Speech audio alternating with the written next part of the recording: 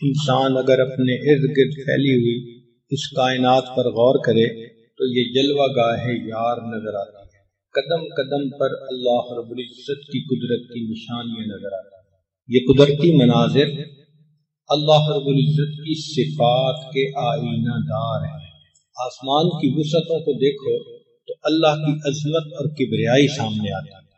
انسان کا ذہن اتنا محدود ہے کہ اگر وہ سوچنا چاہے کہ آسمان کی انتہا کہاں ہے تو دماغ میں نہیں آتا۔ کوئی بھی بندہ سوچے کہ اس کائنات کی وسعت کہاں تک ہے تو دماغ میں سوچ سوچ کے کہ وہاں تک ہوگی تو دماغ سوچتا ہے اس سے آگے بھی کائنات ہے۔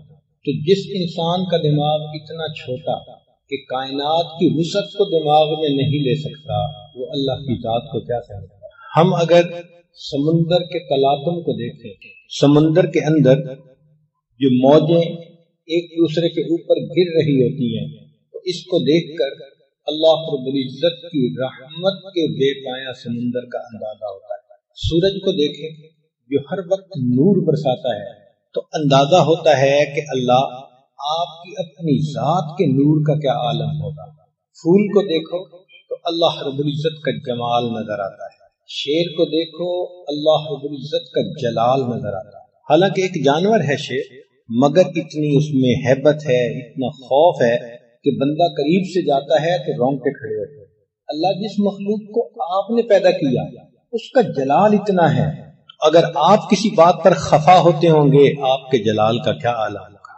جانوروں کو دیکھیں تو اللہ رب العزت کی فرما برداری کرنے کی سمجھ آ جاتی ہے کہ جس جانور کو اللہ نے جس حیات پر پیدا کیا پوری زندگی اسی پر گزارا تو ارد گرد دیکھیں تو اللہ رب العزت کی قدرت کی نشانیاں نظر آتی ہیں۔ سچی بات تو یہ ہے کہ اللہ رب العزت بہت بڑے، جتنا ہم سوچتے ہیں اس سے بھی بڑے، اور سوچیں اس سے بھی بڑے، اس سے بھی زیادہ سوچیں اس سے بھی زیادہ بڑے۔ اس کو کہتے ہیں اللہ اکبر، اللہ سب سے بڑے۔ آپ سوچیں کہ اذان میں 4 مرتبہ شروع میں کہا جاتا ہے اللہ اکبر اللہ اکبر اللہ اکبر اللہ اکبر۔ یہ 4 مرتبہ کہنے کی حکمت کیا ہے کہ مخلوق 4 طرح سے عناصر آگ، پانی، ہوا اور مٹی، اسی سے مخلوق بنی۔ تو کچھ مخلوق آگ سے بنی جیسے جن، کچھ ہوا کی مخلوق، کچھ مٹی سے مخلوق، کچھ پانی کی مخلوق۔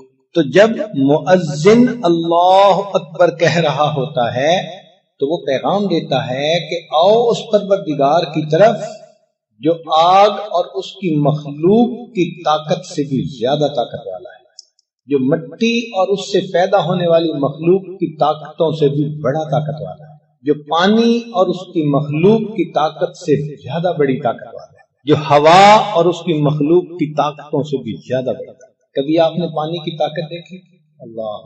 سمندر میں اگر کبھی طوفان آ جائے بڑے بڑے جہاز الٹے ہو جاتے ہیں۔ ایک چھوٹا سا طوفان آیا تھا، ہماری زبان میں اس کو سونامی کہا گیا، لیکن شہروں کے شہر ختم، بلڈنگز ختم، انسانوں کا نام و نشان مٹ گیا۔ یہ چھوٹا سا طوفان تھا۔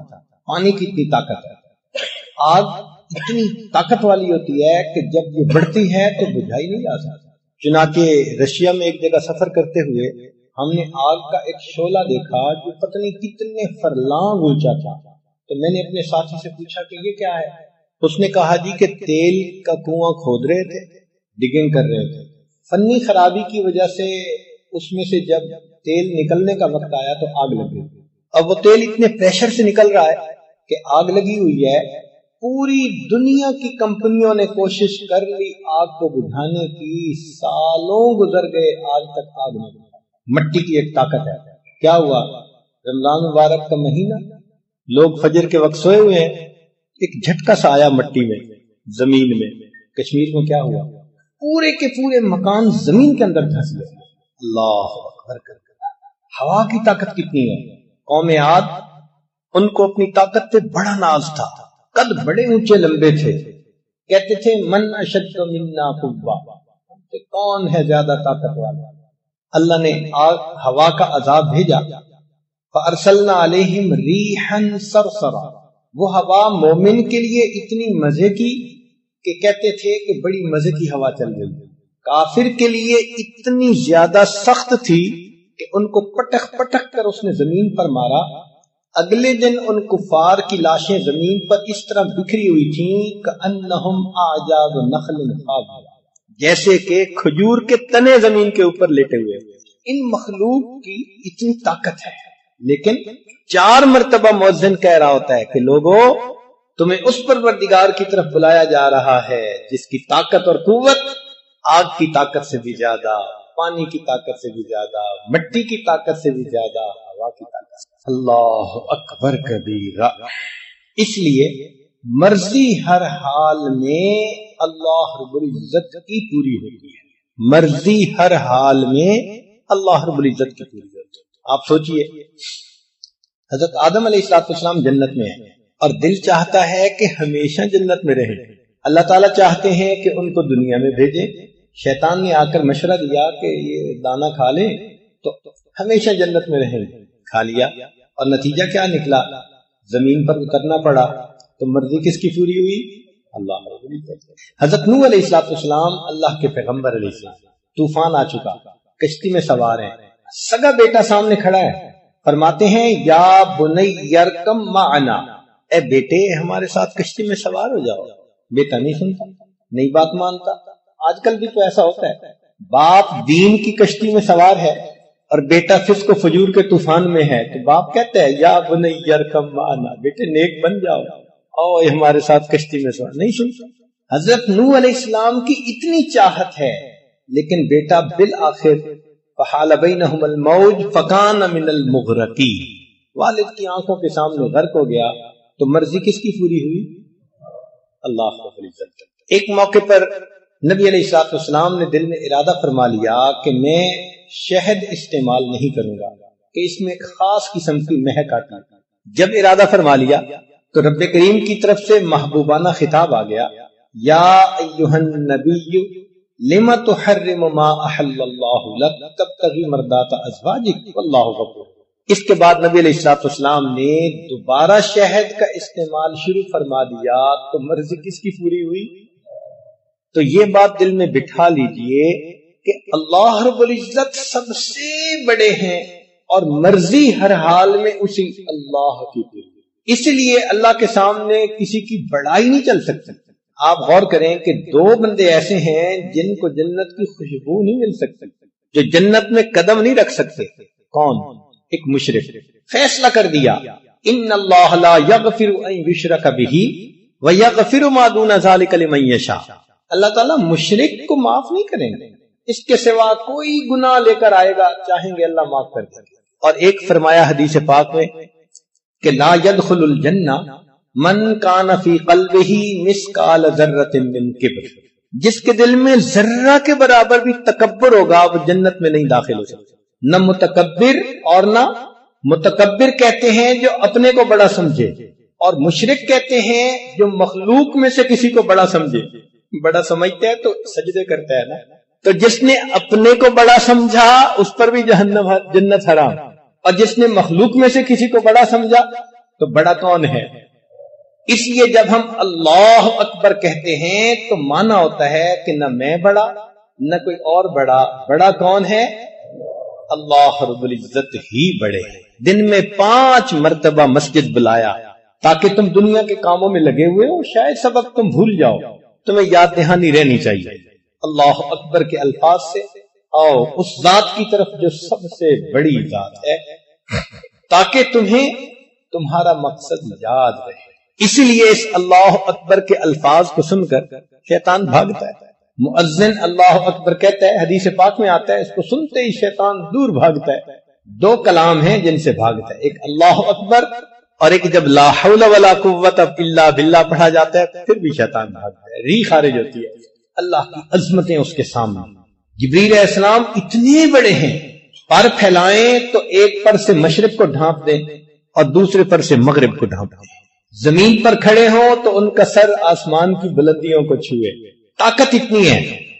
زمین کے ٹکڑے کو پر سے اکھاڑا اور آسمان کی بلندیوں پر لے جا کر نیچے دے مارا، حضرت لوط علیہ السلام کی قوم، تیزی اتنی ہے کہ بارش کا ایک قطرہ زمین سے ایک بالشت کے فاصلے پر ہو تو اس سے پہلے کہ وہ قطرہ زمین پر پہنچے وہ آسمان سے زمین پر آ کر پھر واپس جا سکتے ہیں۔ اور ان کے بارے میں نبی علیہ السلام نے فرمایا کہ بسا اوقات اس پر اللہ کے جلال کا اتنا غلبہ ہوتا ہے کہ جبرائیل کا قد ایک چڑیا کے برابر بن جاتا ہے۔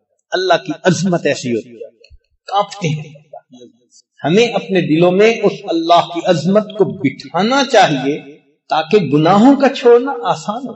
سری سکتی رحمت اللہ علیہ فرماتے ہیں، میں نے ایک مرتبہ بیان کیا تو ایک نوجوان آیا، کہنے لگا آپ نے ایک فقرہ بولا ہے۔ میں نے کہا فقرہ کیا بولا تھا؟ عجبا لضعیف یعصی قویا، تعجب ہے اس ضعیف پر جو ایک قوی کی نافرمانی کرتا ہے۔ بندے سے زیادہ ضعیف کوئی نہیں اور اللہ سے زیادہ قوی کوئی نہیں۔ کتنا تعجب ہے کہ ایک ضعیف اس قوی کی نافرمانی کر رہا ہے۔ عجبا لضعیف یعصی قوی، تو جب عظمت دل میں بیٹھتی ہے پھر انسان گناہوں سے آسانی سے بچ سکتا ہے۔ اس لیے اللہ رب العزت نے ذکر کثیر کا حکم دیا، اذکر اللہ ذکرا کثیرا۔ مقصد کیا تھا کہ یہ ہر وقت یاد رکھیں کہ اللہ بہت بڑے ہیں، پھر دنیا ان کا دل نہیں لبھا سکے گی، ان کو اس راستے سے نہیں ہٹا سکے گی۔ اس لیے مومن بہانے بہانے سے اللہ کی بات چھیڑتا ہے۔ ماں کو دیکھو کہیں بیٹھی ہو بیٹے کا تذکرہ چھیڑ دیتی ہے، میرا بیٹا دودھ کو دودھ کہتا ہے، محبت ہے نا۔ بیوی کو خاوند سے محبت، 5 منٹ میں اپنے خاوند کی ساری باتیں دوسری عورت کو بتا دیتی۔ اسی طرح مومن کو اپنے رب سے محبت ہوتی ہے، تو مومن کا بھی یہی حال، جہاں بیٹھتا ہے جہاں جاتے ہیں ہم تیرا فسانہ چھیڑ دیتے، اللہ کا تذکرہ، اللہ کی باتیں، اللہ کی عظمت، اللہ کی نعمتوں کے تذکرے مومن کا شیوا ہوتا ہے۔ آج اللہ رب العزت کے ساتھ محبت کا اظہار کریں گے تو قیامت کے دن پھر اس کا انعام پائیں۔ یہ جو ایمان ہے نا، یہ رجسٹریشن ہے بندے کی کہ اللہ کی بندگی میں داخل ہو گئے، رجسٹرڈ بندے بن گئے اللہ کے۔ ایک سکول تھا، لائن لگی ہوئی تھی، طلباء لائن میں جا رہے تھے، ایک کھڑکی کے سامنے، تو ہر طالب علم کو جانے پر مٹھائی کا ڈبہ دیا جاتا تھا۔ ایک دیہاتی نوجوان نے دیکھا، طالب لڑکے نے، او کھڑکی کے سامنے جانے پر مٹھائی کا ڈبہ ملتا ہے، وہ بھی لائن میں لگ گیا۔ چنانچہ آگے بڑھتے بڑھتے اس دیہاتی کی بھی باری آ گئی۔ جب یہ کھڑکی کے سامنے پہنچا تو مٹھائی کا ڈبہ دینے والے نے کہا کہ اپنا آئی ڈی کارڈ دکھاؤ۔ یہ کہنے لگا وہ کیا ہوتا ہے؟ اس نے کہا جو اسٹوڈنٹ یہاں رجسٹرڈ ہیں ان کا ایک آئی ڈی کارڈ بنا ہوا ہے، ان کو انعام مل رہا ہے، تم اگر رجسٹرڈ نہیں تو جاؤ یہاں سے۔ جیسے اس دیہاتی لڑکے کو افسوس ہوا، اسی طرح آج جس نے اپنے ایمان کو رجسٹرڈ کروا لیا، کل قیامت کے دن اللہ کے سامنے جائے گا، انعام کا ڈبہ پائے۔ اور کوئی ویسے ہی لائن میں لگ کے چلا گیا تو اس کو کہیں گے پروو یور آئیڈینٹی، کون ہو بھائی، کہاں سے آ گئے، دنیا میں کہاں تھے۔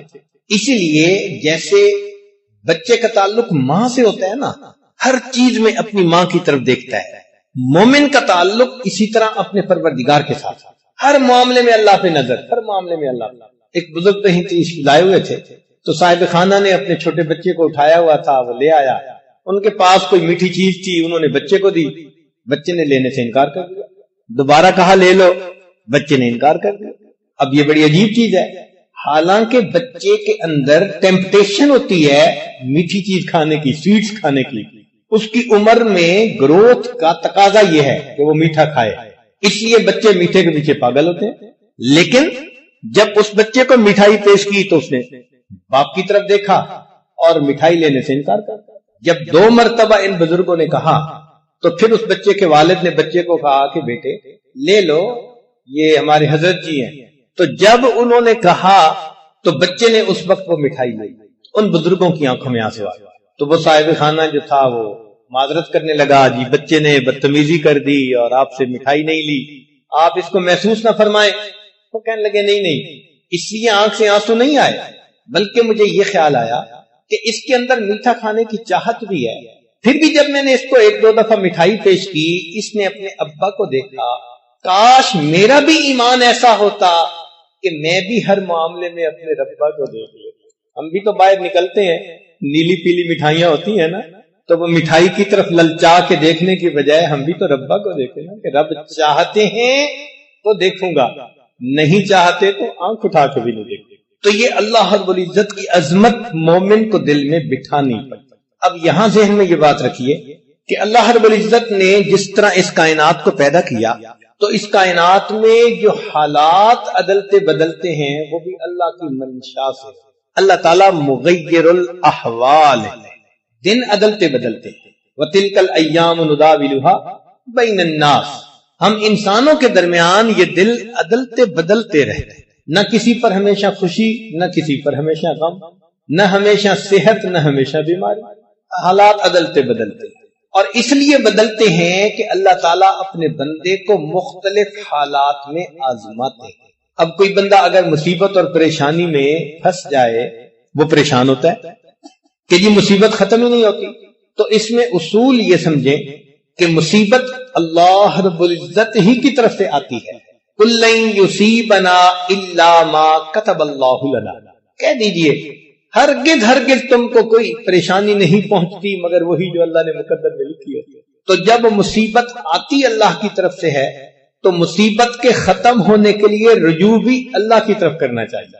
ہم کیا کرتے ہیں کہ مصیبت تو اللہ کی طرف سے آئی اور اس کے دور کرنے کے لیے مخلوق کے پیچھے بھاگ. یہاں معاملہ گڑبڑ ہوتا ہے. جس نے پریشانی کے عالم میں اللہ رب العزت کی طرف رجوع کیا اللہ رب العزت اس کے حالات کو سنوار دیتے. چنانچہ انبیاء کرام کے واقعات قرآن مجید میں تفصیل کے ساتھ بتائے گئے تاکہ لوگوں کو پتہ چل جائے کہ پہلے والی بزرگ ہستیوں پر، مقدس ہستیوں پر بھی حالات آئے. انہوں نے اللہ کی طرف رجوع کیا، اللہ نے ان کے حالات کو ٹھیک کر دیا. ہم بھی ان کے نقش قدم پر چلنے والے بنے. حضرت نوح علیہ السلام تقریباً 1000 سال تک اپنی قوم کو دعوت دیتے رہے اللہ کی طرف. رب انی دعوت قومی لیلا و نہارا. دن اور رات دعوت، مگر قوم ایسی تھی ماننے کے لیے تیار نہیں تھی. بہت تھوڑے لوگ تھے جو بات ماننے والے تھے، حتیٰ کہ طبیعت بھر گئی اور قوم مذاق اڑاتی تھی. یہاں تک کہ جب انہوں نے کشتی بنانی شروع کی تو قوم پوچھتی تھی کیوں بنا رہے ہو؟ فرماتے طوفان آئے گا. تو وہ کہتے ہم تو دعائیں مانگتے ہیں طوفان آئے، یہ ریت پر کشتی تھوڑا چلے گی. تو حضرت نوح علیہ السلام فرماتے ان تسخروا منا فانا نسخر منکم کما تسخرون. جیسے تم مذاق اڑاتے ہو ایک وقت آئے گا ہم تمہارا مذاق اڑائیں گے. تو قوم نے ستا دیا تھا، پتھر مارتے تھے، پتھروں میں دب جاتے تھے.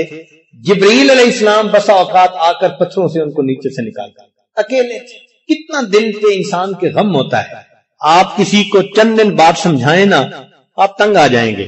1 سال کی بات نہیں، 2 سال کی نہیں، 1000 سال. اللہ اکبر کبیرہ. ایک کرب تھا دل میں، ایک غم تھا دل میں جس نے مغموم بنا دیا تھا حضرت نوح علیہ السلام. چنانچہ بالآخر انہوں نے اللہ سے دعا کی. اللہ تعالیٰ ارشاد فرماتے ہیں وَلَقَدْ نَادَانَا نُوحٌ فَلَنِعْمَ الْمُجِيبُونَ. تحقیق نوح علیہ السلام نے ہمیں پکارا اور ہم بہتر پکار کا جواب دینے والے. وَنَجَّيْنَاهُ وَأَهْلَهُ مِنَ الْكَرْبِ الْعَظِيمِ. ہم نے ان کو اور ان کے اہل خانہ کو کرب عظیم سے نجات دیا.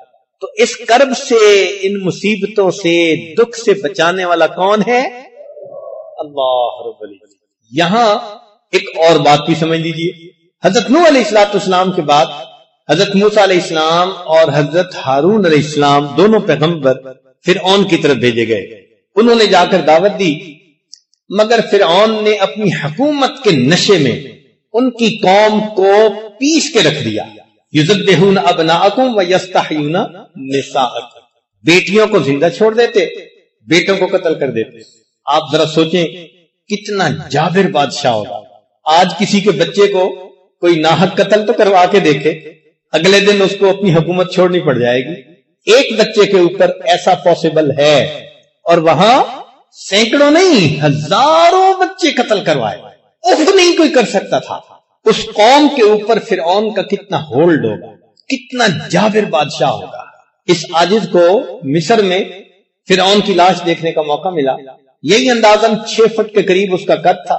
تاریخ دیکھی وہ 20 سال کی عمر میں ملک کا بادشاہ بن گیا تھا اور تقریباً 65 سال ملک کا بادشاہ رہا. یہ جو ابتدائے جوانی میں اتنا اختیار مل گیا، اتنا مال مل گیا، اس نے دماغ خراب کر کہا کرتا تھا انا ربکم الاعلی، تو اس نے بنی اسرائیل کو کچل کے رکھ دیا تھا، مصیبت میں تھے، ایک کرب تھی ان کے دل میں بنی اسرائیل کے کہ ہم اس سے نجات کیسے پائیں۔ تو اس موقع پہ کیا ہوا؟ اللہ تعالیٰ ارشاد فرماتے ہیں وَلَقَدْ مَنَنَّا عَلَى مُوسَىٰ وَهَارُونَ،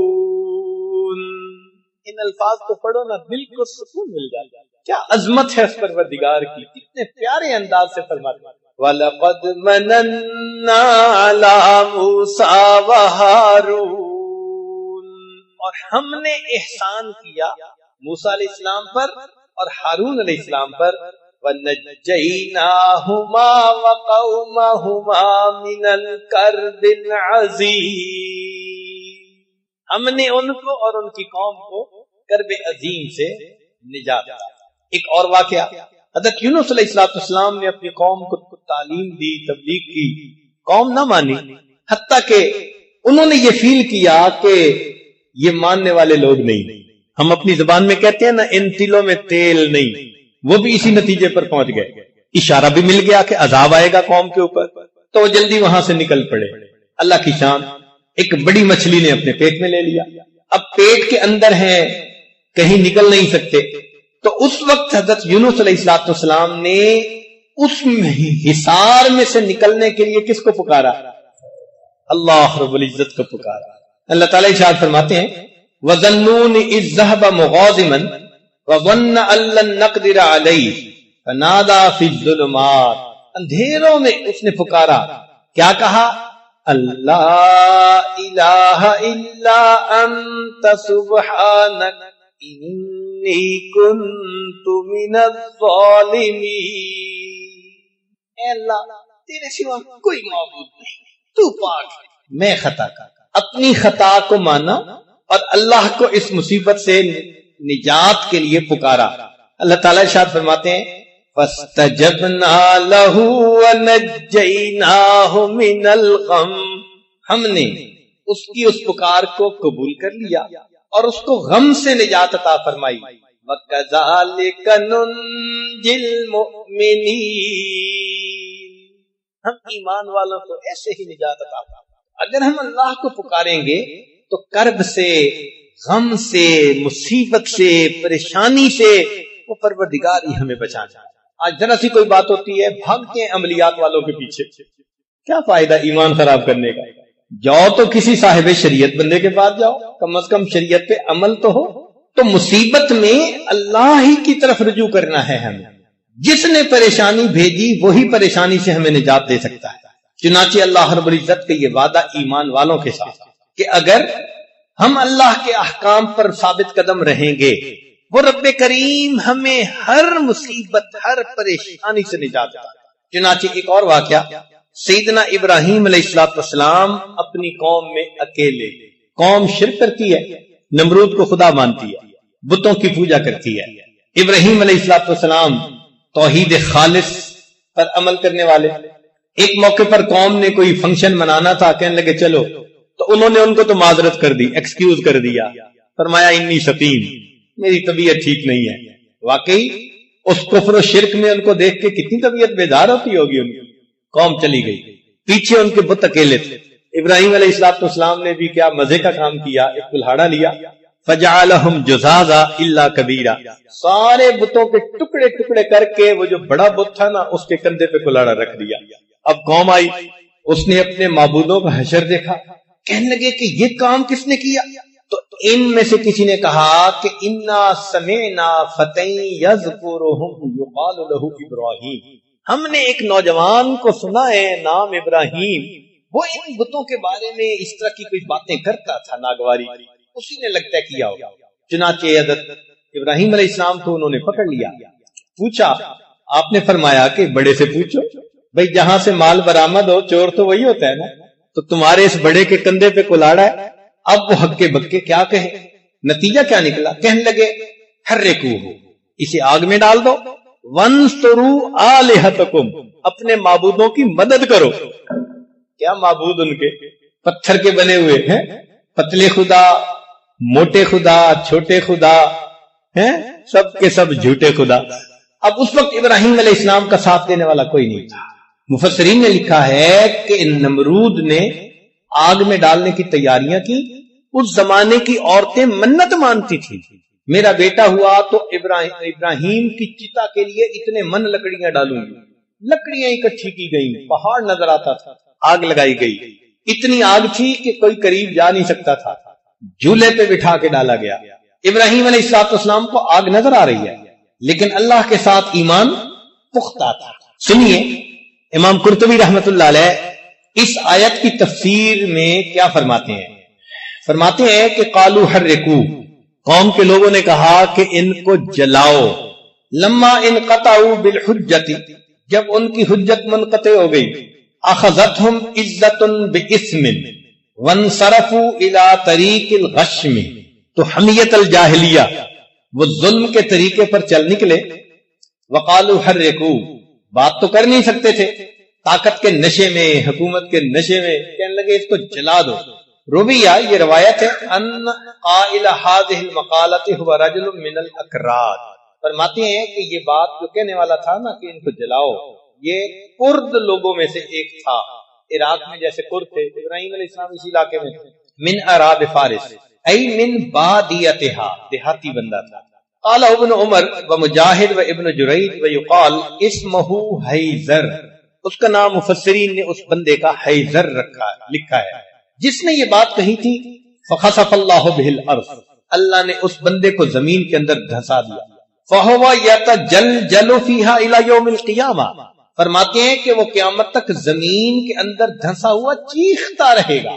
وکیل، اور یہ بھی کہا گیا بل قالہ ملکہم نمرود وانصروا آلہتکم، ان کا جو بادشاہ نمرود تھا اس نے کہا کہ اپنے معبودوں کی مدد کرو۔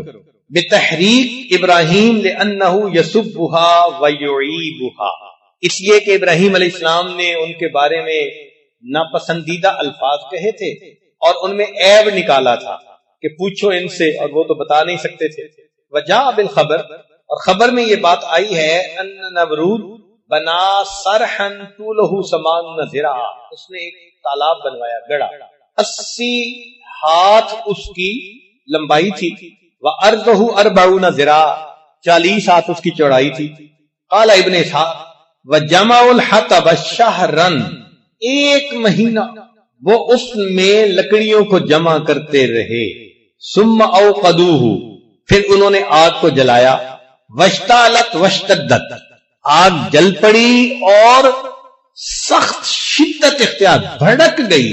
حتی ان کان الطائر لیمر بجنباتها فیحترق من شدت وحجها، حتی کہ اگر کوئی پرندہ اس آگ کے اوپر سے گزرنے لگتا تھا تو شدت کی وجہ سے جل کے نیچے گر جاتا تھا، پرندہ بھی اوپر سے نہیں گزر سکتا تھا۔ ثم قیدوا ابراہیم ووضعوه فی المنجنیق مغلولا، پھر انہوں نے ابراہیم علیہ السلام کو قید کیا، پکڑا، اور ان کو منجنیق میں انہوں نے بٹھایا اور ان کے ہاتھ باندھے ہوئے تھے، ہتھکڑیاں لگی ہوئی تھی، یوں سمجھ لیں۔ ویقال، اور یہ بھی کہا گیا، ان ابلیس صنع لهم المنجنیق یومئذ، کہ ابلیس ایک بندے کی شکل میں آیا تھا اور اس نے آ کے ان کو جھولا بنانے کا گر سکھایا تھا۔ آرکیٹیکٹ وہ تھا کہ یوں کر کے جھولا بناؤ۔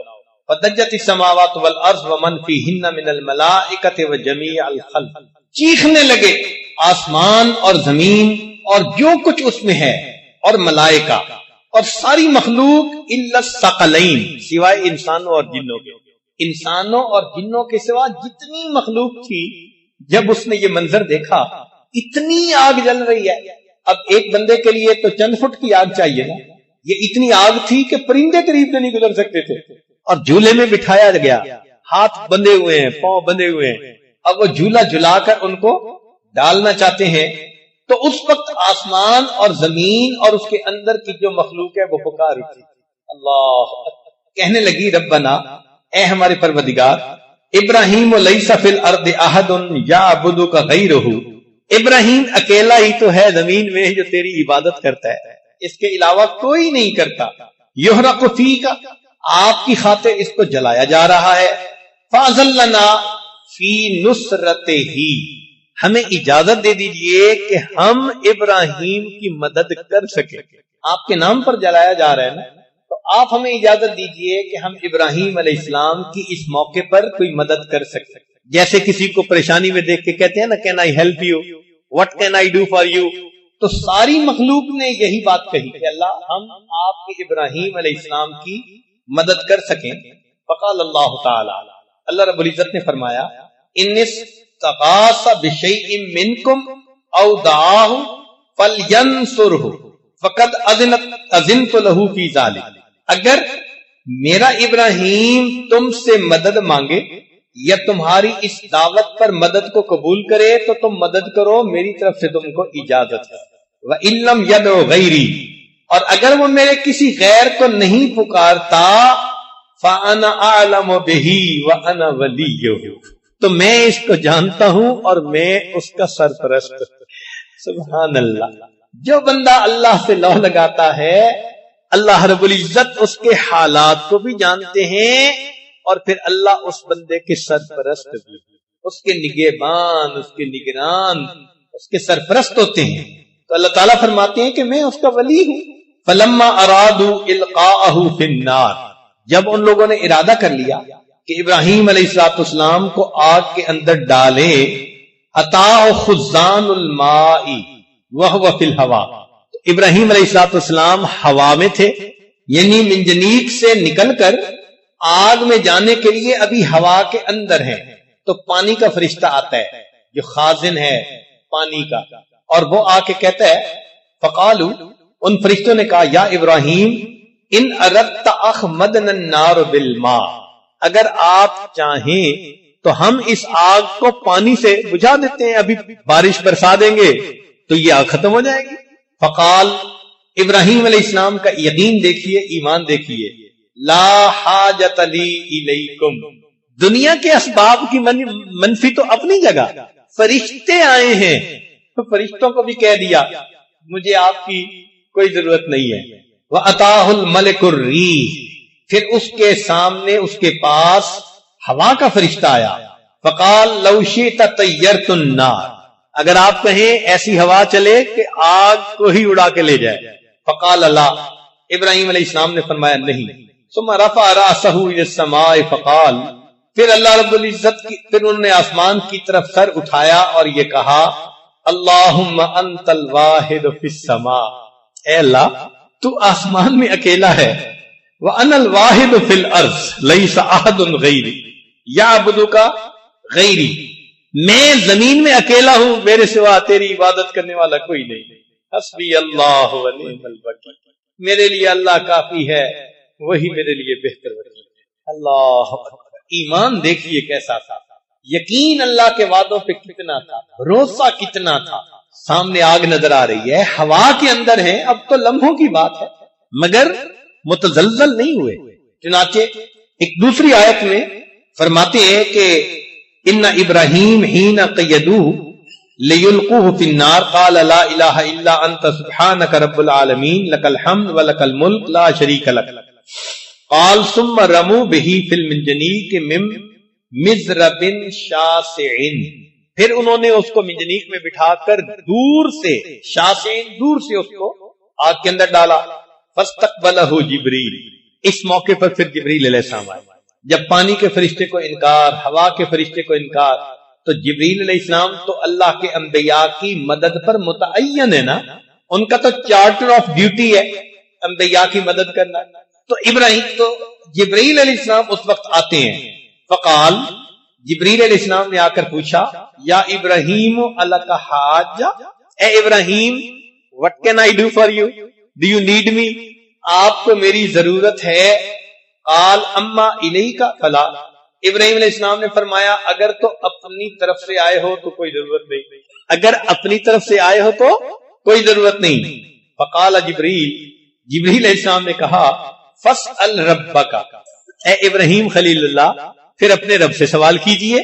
تو جب انہوں نے یہ کہا ابراہیم علیہ السلام نے عجیب سوال، فقال فرمایا حسبی من سؤالی علمہ بحالی، کہ سوال کرنے سے مجھے یہ زیادہ بات کافی ہے کہ میں جس حال میں ہوں میرا اللہ جانتا ہے، یہ بات میرے لیے کافی ہے، یہ سوال کرنے کی کیا ضرورت ہے؟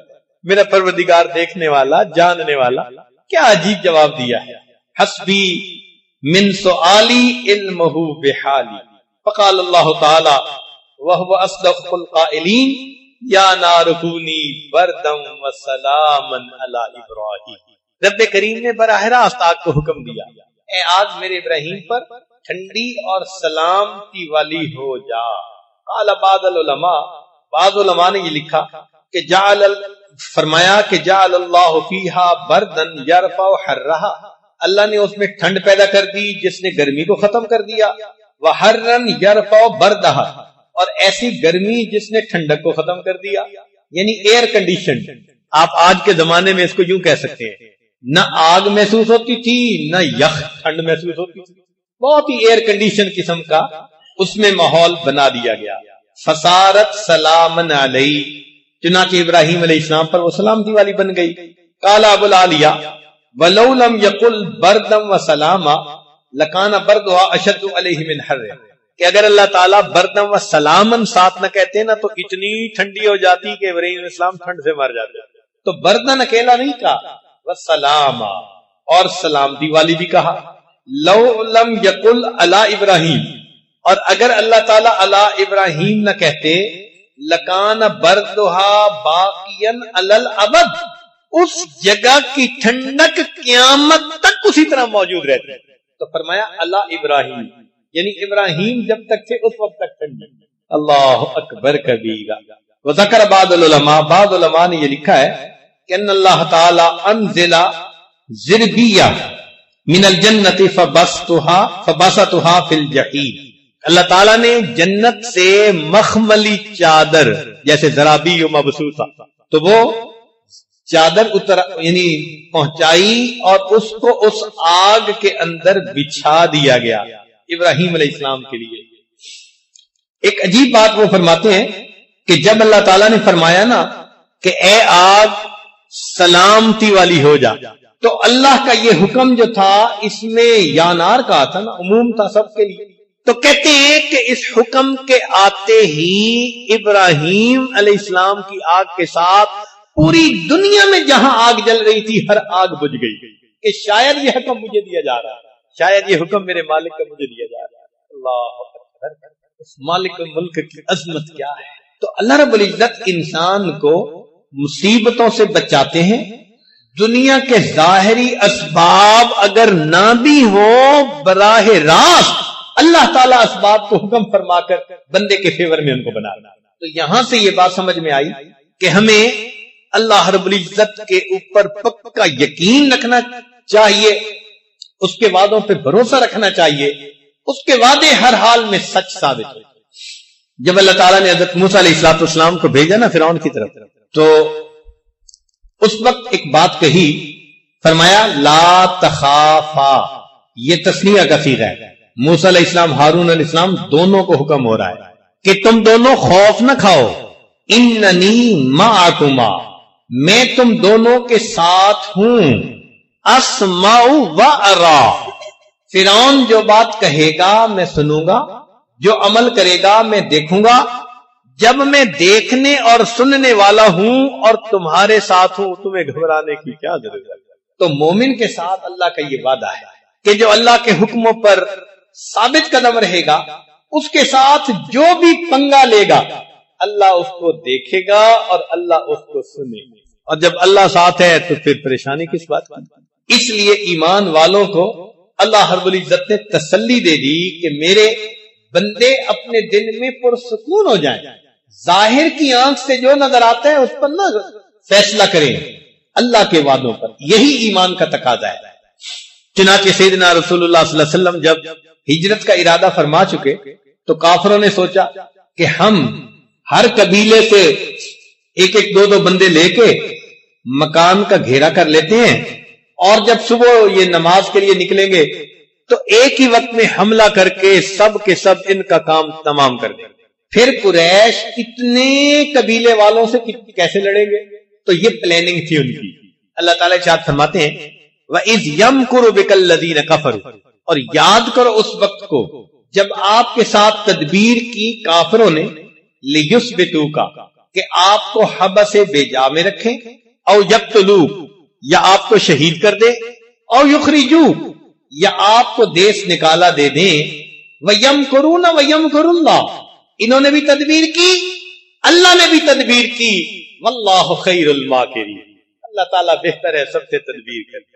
نبی علیہ الصلوۃ والسلام تشریف لے آتے ہیں، پتہ ہی نہیں چلتا ان کو۔ پھر آپ صلی اللہ علیہ وسلم غار ثور کے اندر تشریف لے گئے۔ جب انہیں صبح کے وقت پتہ چلا کہ نبی علیہ الصلوۃ والسلام تو چلے گئے، انہوں نے 200 اونٹ کا انعام متعین کیا کہ 200 اونٹ نبی علیہ السلام کو ڈھونڈنے پر اور 200 اونٹ صدیق اکبر عنہ کو ڈھونڈنے پر، الگ الگ انعام۔ 400 اونٹوں کا انعام اس زمانے میں بہت بڑا انعام۔ چنانچہ یہ بات سن کر مکے میں کوئی ایسا قبیلہ نہیں تھا، کوئی خاندان نہیں تھا، کوئی گھر نہیں تھا جس کا کہ نوجوان تلاش کرنے کے لیے پیچھے نکلنا پڑا، اور وہ جبل ثور پہ بھی پہنچ گئے، مگر اللہ رب العزت نے اپنے حبیب صلی اللہ علیہ وسلم کی حفاظت فرما دی۔ چنانچہ علماء نے لکھا ہے کہ نبی علیہ السلام کی حفاظت اللہ نے کیسے فرمائی۔ اخرج ابن سعد و ابن مردوے ان ابن مصعب قال ادرکت انس بن مالک وزید بن ارقم والمغیرۃ بن شعبہ فسمعتهم يتحدثون ان النبي صلی اللہ علیہ وسلم لیلۃ الغار، کہ جب نبی علیہ الصلوۃ والسلام غار میں تھے جس رات آپ وہاں پر روپوش ہوئے، امر اللہ شجرۃ فنبتت فی وجہ النبی فساترته، اللہ تعالیٰ نے ایک پودے کو حکم دیا، وہ پودا اگایا اور نبی علیہ الصلوۃ والسلام کے چہرے کو ڈھانپ لیا، یعنی سامنے غار کے دروازے پر ایک پودا اگایا اللہ کے حکم سے۔ وَأَمْرَ اللَّهُ الْعَنْكَبُوتَ فَنَسَجَتْ فِي وَجْهِ النَّبِيِّ صلی اللہ علیہ وسلم فَسَتَرَتْهُ، اللہ تعالیٰ نے مکڑی کو حکم دیا، اس نے غار کے دروازے کے اوپر جالا بن دیا اور نبی علیہ الصلوۃ والسلام کو چھپا لیا۔ وَأَمَرَ اللَّهُ حَمَامَتَيْنِ، اور اللہ رب العزت نے کبوتروں کو حکم دیا، وحشیتین، جنگلی کبوتر، فوقفنا بفم الغار، کہ وہ غار کے دروازے کے اوپر ہی ٹھہر جائیں۔ تو جو غار کے دروازے پر وہ پودا تھا نا، وہاں 2 کبوتر وہ وہیں رک گئے۔ اب واقبل فتیان قریش من کل بطن رجل بعصیہم واسیافہم وحراوی، ہر گھر سے نوجوان قریش کے نکل پڑے اپنے عصا لے کر، اپنی تلواریں لے کر اور اپنے ڈنڈے لے کر، حتی اذا کانوا من النبی صلی اللہ علیہ وسلم قدر 40 ذراعا، حتی کہ 40 ہاتھ کا فاصلہ۔ فنزل بعضهم فنظر فی الغار، تو سواریوں پر آ گئے تھے، ان میں سے ایک بندہ نیچے بھی اترا اور اس نے غار میں بھی دیکھا۔ فرجع الی اصحابہ، تو غار میں دیکھ کر اس نے جب دیکھا کہ یہاں تو مکڑی کا جالا ہے اور کبوتریاں بھی تھی، تو وہ واپس چلا گیا۔ فقالو، جو اس کے ساتھی تھے انہوں نے پوچھا، مالک لم تنظر فی الغار، کیا مسئلہ، تو نے غار کے اندر کیوں نہیں جھانک کے دیکھا؟ فقال، وہ کہنے لگا، رأیت الحمامتین بفم الغار فعرفت ان لیس فی احد، میں نے 2 کبوتریوں کو یہاں بیٹھے ہوئے دیکھا ہے، لگتا ہے کہ اس غار کے اندر کوئی نہیں، اگر کوئی ہوتا تو جنگلی کبوتر تو یہاں نہ بیٹھتے نا۔ فسمع النبی صلی اللہ علیہ وسلم ما قال، نبی علیہ السلام نے آواز سنی اس کافر کی جو باتیں کر رہا تھا۔ فعرف ان اللہ درع عنہ بہما، نبی علیہ السلام سمجھ گئے کہ اللہ تعالیٰ نے ان کو ادھر سے موڑ دیا۔ اللہ اکبر کبیرہ، اللہ رب العزت نے دکھا دیا کہ دیکھو یہ جو مکڑی کا جالا ہے نا، اس کو دنیا میں سب سے کمزور دیوار کہا جاتا ہے۔ ان اوہن البیوت لبیت العنکبوت، قرآن گواہی دے رہا ہے، بتلا دیا کہ لوگوں جب میں حفاظت کرنے پہ آتا ہوں تو سب سے کمزور دیوار اگر میں درمیان میں حائل کر دیتا ہوں، پوری دنیا کی طاقت مل کر اس دیوار کو نہیں توڑ سکتی، میں اس سے حفاظت کر کے دکھا دوں۔ اللہ رب العزت کی مدد، سبحان اللہ، عجیب۔ اس لیے ہم اللہ رب العزت کی احکام کے اوپر پابندی کے ساتھ عمل کرنے والے بن جائیں، جس حال میں بھی ہوں گے ہمارا پروردگار ہماری مدد فرمائے گا، اور وہ پروردگار ہمیں ہماری مصیبتوں میں سے نکالے گا۔ تو نظر کس پر رکھنی ہے؟ ایک اللہ کی ذات، ادھر ادھر سے نگاہیں ہٹا لیں، ایک اللہ رب العزت کی ذات پر اپنی نگاہوں کو جما لیں۔ ان مشکلات میں وہی ہمارے کام آئے گا، اور ان مصیبتوں سے اور اس کرب اور غم سے وہی ہمیں نجات دلائے گا۔ اللہ رب العزت قرآن مجید میں ایمان والوں کے ساتھ کچھ وعدے فرماتے ہیں۔ امید ہے کہ آپ گوش ہوش کے ساتھ سنیں گے، توجہ کے ساتھ اس بات کو سنیں گے کہ یہ اللہ رب العزت کے وعدے ہیں ایمان والوں کے ساتھ۔ سب سے پہلا بات اللہ تعالیٰ فرماتے ہیں واللہ اعلم باعدائکم، اللہ جانتا ہے تمہارے دشمنوں کو، ہم نہیں جانتے ہمارا دشمن کون ہے۔ ہماری نظر میں تو دوست ہو سکتا ہے، مگر دوستی کے رنگ میں کوئی دشمنی کر رہا ہو تو دلوں کی نیت کو ہم کیسے جانیں؟ اور آج کل تو حال بھی یہی ہے کہ کفر دوست بن کے دشمنی کرتا ہے، زیادہ قریب ہو کے زیادہ گہرا زخم لگانے کی کوشش کرتا ہے، اوپر اوپر سے خیر خواہی کر رہا ہوتا ہے، اندر سے جڑیں کاٹ رہا ہوتا ہے۔ چنانچہ اللہ تعالیٰ فرماتے ہیں کہ تمہیں ایمان والوں پتہ نہیں ہے کہ تمہارا کون ہے، تمہارا دشمن کون ہے۔ واللہ اعلم باعدائکم، اللہ جانتا ہے تمہارے دشمنوں۔ ایک بات تو یہ بتا دی، اگلی بات یہ بتائی وَلَن يَجْعَلَ اللَّهُ لِلْكَافِرِينَ عَلَى الْمُؤْمِنِينَ سَبِيلًا، اللہ تعالیٰ ہرگز کافروں کو ایمان والوں تک پہنچنے کا راستہ نہیں دے گا۔ اس کی مثال ایسے کہ جیسے کسی کے بچے کو کوئی ہاتھ لگانا چاہے، مارنا چاہے، تو باپ کہتا ہے میاں میری لاش سے گزر کے جاؤ، یعنی پہلے مجھ سے نمٹو پھر میرے بچے کو ہاتھ لگاؤ۔ اس آیت کا ترجمہ ہو بہو یہی بنتا ہے کہ اللہ تعالیٰ فرماتے ہیں کہ ایمان والو جو تم تک آنا چاہے گا پہلے مجھ سے نمٹے گا پھر تم تک آئے گا، تو میں تم تک آنے ہی نہیں دوں گا۔ وَلَن يَجْعَلَ اللَّهُ لِلْكَافِرِينَ عَلَى الْمُؤْمِنِينَ سَبِيلًا۔ دیکھیں نا، ایک مرغی بچوں کو دے کے پھر رہی ہوتی ہے، بلی آ جاتی ہے، مرغی جانتی ہے کہ میں کمزور ہوں مگر مامتا ہے نا، محبت ہے، پر پھیلا کے کھڑی ہو جاتی ہے۔ پر پھیلانے کا کیا مطلب؟ وہ بلی کو مارے گی؟ نہیں، مطلب یہ ہوتا ہے کہ اگر تم نے کچھ کرنا ہی ہے تو پہلے مجھے مارو پھر میرے بچوں کو ہاتھ لگاؤ۔ ماں کی مامتا کا یہ حال ہے، اللہ کی اپنے ایمان والوں کے ساتھ محبت کا کیا حال ہے؟ اس لیے فرمایا کہ اگر کافر تم تک آنا چاہیں گے تو میں آنے ہی نہیں دوں گا، میں راستے میں رکاوٹ بن جاؤں گا، ان کا راستہ روک دوں گا، تم تک ان کے ہاتھ پہنچ ہی نہیں سکیں گے۔ یہ دوسرا وعدہ فرما دیا، پھر وضاحت سے بات کہہ دی اِنَّا لَنَنْصُرُ رُسُلَنَا، ہمارے ذمہ ہے مدد اپنے رسولوں والذین آمنوا، اور ایمان والوں کی، فی الحیات الدنیا، اس دنیا کی زندگی میں، وَيَوْمَ يَقُومُ الْأَشْهَادُ، اور اس دن جب قیامت ہوگی گواہیاں دی جائیں۔ یہ جو اِنَّا کا لفظ ہے نا، یہ بڑا معنی خیز ہے۔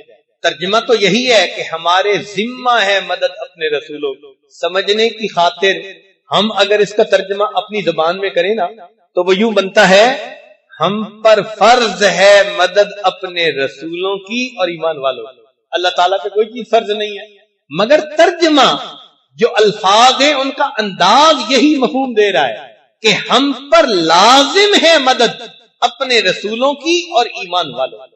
اب اتنی تسلی سے اگر اللہ تعالیٰ فرما رہے ہو تو یہ کوئی دنیا کا تو وڈیرا نہیں ہے نا جو آج وعدہ کرے گا کل الٹا کر دے گا، پھر کہے گا جی میری بات کوئی قرآن کا لفظ چھوڑا۔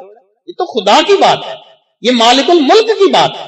فرما رہے ہیں اِنَّا لَنَنْصُرُ رُسُلَنَا، ہمارے ذمہ ہے مدد اپنے رسولوں کی، والذین آمنوا، اور ایمان والوں کی، فی الحیات الدنیا ویوم یقوم الاشہاد، دنیا کی زندگی میں اور اس دن جب گواہیاں قائم ہوں گی قیامت کے دن۔ چنانچہ اللہ رب العزت ایمان والوں کی مدد فرما۔ جنگ یرموک میں ایک موقع ایسا آیا کہ ایمان والے بہت تھوڑے تھے تعداد اور نصارہ بہت زیادہ تھے۔ مورخین نے لکھا ہے کہ جیسے سفید گھوڑے کے جسم پہ چھوٹا سا کالا داغ ہوتا ہے، سفیدی کی طرح دشمن تھے اور چھوٹے کالے داغ کی طرح مسلمانوں کی تعداد۔ یہ تھے کوئی چند ہزار، 5-7 ہزار، اور وہ تھے کئی لاکھ کی تعداد اور مقابلہ۔ اس موقع پر جو وہاں امیر لشکر تھے انہوں نے حضرت عمر عنہ کو خط لکھا کہ ہم بہت تھوڑے، کچھ کمک بھیج دیجیے۔ تو عمر رضی اللہ تعالیٰ عنہ نے اس کے جواب میں ایک خط لکھا اور نبی علیہ السلام کی صحبت کا حق ادا کر खत में क्या लिखा? फरमाया कद जाअनी किताबुकुम, तुम्हारा मकतूब मुझे मिला है, तस्तमिद्दूननी, जिसमें तुमने मुझसे मदद तलब की है, व इन्नी अदुल्लुकुम अला मन हुवा अअज़्ज़ु नसरन व अहसनु जुंदा, और मैं तुम्हें उस जात के बारे में बताता हूं, उसका पता देता हूं कि जो सबसे ज्यादा गालिब आने वाली जात है और सबसे बेहतरीन लश्कर रखने वाली जात है। अल्लाह अज़्ज़ा वजल, वो अल्लाह रब्बुल इज्जत की जात है। फस्तंसुरूहु, तुम अल्लाह से मदद मांगो। फइन्न मुहम्मदन सल्लल्लाहु अलैहि वसल्लम कद नुसिरा फी यौम बदरिन फी अक़ल्ल मिन इद्दतिकुम, और नबी अलैहिस्सलाम मैदान बदर में थोड़े थे मगर अल्लाह ने उनकी मदद फरमाई, लिहाजा तुम उसी अल्लाह पर नजर रखो। फइज़ा जाअकुम किताबी, जब ये मेरा मकतूब तुम तक पहुंचे, हाजा फकातिलूहुम वला तुराजिऊनी, टूट कर उन पर हमला कर दो और फिर मेरी तरफ मुराजियत न करो। हजरत उमर लानो का खत पहुंचना था, ईमान वालों ने अगले दिन कदम उठा गया और अल्लाह की ऐसी मदद आई कि अल्लाह ने जंग यरमुक में कामयाब करवा दिया। अल्लाह की मदद, आप गौर कीजिए कैसे उमर लानो जानते थे कि किल्लत और कसरत का मसला नहीं है, मामला है अल्लाह की मदद का। जिस पलड़े में अल्लाह की मदद का वजन उतर आता है वो पलड़ा सारी कायनात से भारी है। उन्होंने सबक दिखाया। आज हमें भी यही सबक सीखने की जरूरत है कि हम ऐसे नेक बने कि अल्लाह रब्बुल इज्जत की मदद हमारे साथ आ जाए। मदद आ गई फिर खैर है, सैकड़ों साल के मुशाहिदे गलत साबित हो जाएंगे। बड़ी बड़ी सुपर पावर को अल्लाह ताला आंखों के सामने सिफर पावर बना दिया। ये ईमान बड़ी मजबूत चीज है। चुनाचे सहाबा रज़ियल्लाहु अन्हुम पर भी एक ऐसा मौका आया, हुआ ये कि कुरैश मक्का ने ये सोचा कि ये छोटी सी जमात है, हम सब मिल के जाते हैं और जाके इनका किस्सा तमाम कर देते हैं। चुनाचे सारे कबाइल को लेकर आ गए। इसको जंगे अहजाब कहते हैं, यानी पूरी दुनिया को लेके आ गए, यूं समझिए। जब लोगों ने यह सुना ना कि मुसलमानों के खिलाफ इतना बड़ा लश्कर आ गया, सुनिए जरा, कुरान मजीद में अल्लाह ताला फरमाते हैं कि जब, हाँ जी, तो बात चल रही थी कि अल्लाह ताला फरमाते हैं कि हम ईमान वालों की मदद फरमाते हैं। तो अल्लाह रब्बुल इज्जत की मदद जंग बदर में भी हुई। वो कैसे? फरमाते हैं लक़द नसरकुमुल्लाहु बिबदरिन व अंतुम अज़िल्ला, तहकीक अल्लाह ने बदर में तुम्हारी मदद की और तुम तो कमजोर थे। 2 तलवारें और 70 घोड़े और बाद के हाथों में तो दरख्त की टहनियां थी, और ये 1000 के मुकाबले में 313 खाली हाथ आकर खड़े हो गए। सहाबा की जब नजर पड़ी ना तो उनको लगता था कि हमें तो मौत के मुंह में धकेला जा रहा है। अल्लाह ताला कुरान में गवाही देते हैं, कमा अखरजका रब्बुका मिन बैतिका बिल हक व इन्न फरीकम मिनल मुमिनीन लकारिहून युजादिलूनका फिल हक बादमा तबय्यना कअन्नमा युसाकून इलल मौत व हुम यंजुरून। सहाबा को यूं लग रहा था कि हमें मौत के मुंह में धकेला जा रहा है और आंखों से हम देख रहे हैं, मौत नजर आ रही। अब सोचिए उस वक्त क्या हाल होता है। लेकिन उस वक्त अल्लाह के प्यारे हबीब सल्लल्लाहु अलैहि वसल्लम ने अल्लाह रब्बुल इज्जत से मदद मांगी। आपने किल्लत और कसरत को नहीं देखा, आपने असबाब पर नजर नहीं दौड़ाई कि वो लोहे में डूबे हुए हैं, जीरे पहनी हुई है, खोद पहने हुए हैं, तलवारें हाथ में हैं, नेज़े हैं, गुर्ज हैं। अल्लाह के नबी ने अल्लाह की मदद पर नजर रखी। चुनाचे वो जो रात बदर की थी ना, उसमें नबी अलैहिस्सलाम ने अल्लाह के सामने तहज्जुद के बाद दुआ मांगी। हजरत अबू बकर सिद्दीक लानो वो आप सल्लल्लाहु अलैहि वसल्लम के खेमे के बाहर सिक्योरिटी गार्ड की ड्यूटी दे रहे थे। नबी अलैहिस्सलाम ने दुआ मांगते हुए फरमाया, अन इब्न अब्बास अन्हुमा क़ाल क़ाल नबी सल्लल्लाहु अलैहि वसल्लम व हुवा फी क़ुब्बतिन अल्लाहुम्मा इन्नी अंशुदुका अहदका व वादका, ए अल्लाह मैं आपको आपके अहद और आपके वादे का वास्ता देता हूं। देखा, अल्लाह ने वादा किया हुआ ना मैं मदद करूंगा, तो अल्लाह के नबी सल्लल्लाहु अलैहि वसल्लम ने क्या बात कही, ए अल्लाह मैं आपको आपके अहद और आपके वादे का वास्ता देता हूं। अल्लाहुम्मा इन शिअता लम तुअबद बअदल यौम, ए अल्लाह अगर तू चाहे कि कुफार हमें मिटा दे तो फिर आज के बाद दुनिया में तेरी इबादत करने वाला कोई नहीं, मर्जी तो आप ही की चलनी है ना। फाखज़ अबू बकर बियदिही, جب نبی علیہ السلام نے یہ دعا مانگی نا تو صدیق اکبر آگے بڑھے، نبی علیہ السلام کا ہاتھ پکڑ کے کہا فقال حسبک یا رسول اللہ، اے اللہ کے رسول صلی اللہ علیہ وسلم آپ کے لیے یہ دعا کافی ہے۔ فقد الحاط علی ربک، آپ نے اپنے رب سے اصرار کے ساتھ مانگنے کی انتہا کر دی۔ کیا عجیب دعا مانگی آپ، یعنی ابوبکر صدیق عنہ کو یقین آ گیا اب اللہ کی مدد اتر کر رہے گی، اور واقعی ایسا ہوا کہ دن ہوا سیہزم الجمع ویولون الدبر، وہ جماعت شکست کھا گئی، پیٹ پھیر کر بھاگ۔ اللہ تعالیٰ نے ایمان والوں کو اس وقت اپنی مدد سے فتح عطا فرمائی۔ شاہنامہ اسلام لکھا ہے حفیظ جلیدری نے، نوجوانوں کے پڑھنے کی چیز ہے۔ اس میں جب صحابہ نبی علیہ السلام کی معیت میں میدان بدر میں پہنچے نا تو وہاں کے پہاڑ کی کیا حالت تھی، انہوں نے ذرا شاعرانہ انداز میں اس کو بیان کیا ہے۔